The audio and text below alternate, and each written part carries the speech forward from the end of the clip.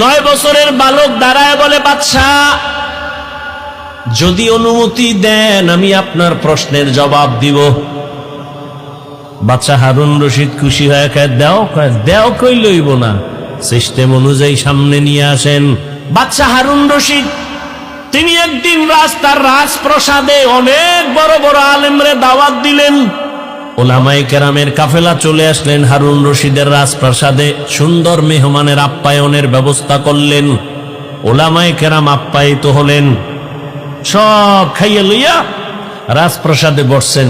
তো আলেমগো জিগায়, এই হুজুরেরা কেমন খাইলেন?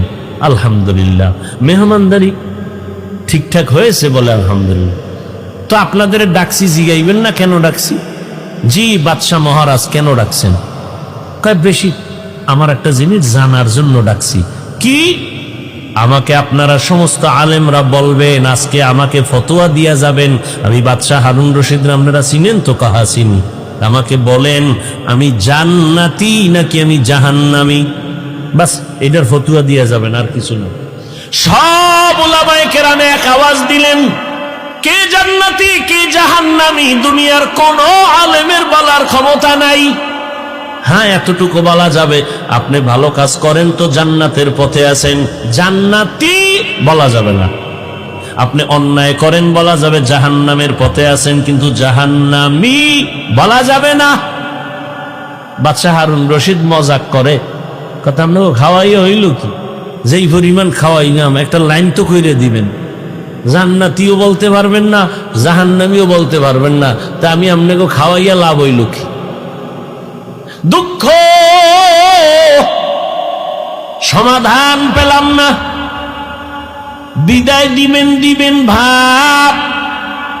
ঠিক এমন সময় উলামায়ে কেরামের মজলিসে একেবারে পেছন থেকে 9 বছরের একটা বালক দাঁড়ায় গেল।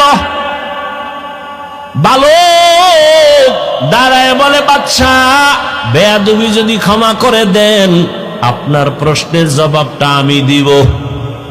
9 বছরের বালক দাঁড়ায় বলে, বাদশাহ যদি অনুমতি দেন আমি আপনার প্রশ্নের জবাব দিব। বাদশাহ হারুন রশিদ খুশি হয়ে দেও কই লইব না, সিস্টেম অনুযায়ী সামনে নিয়ে আসেন। উজিরে আজম তাড়াতাড়ি বাচ্চাটাকে সামনে আনো।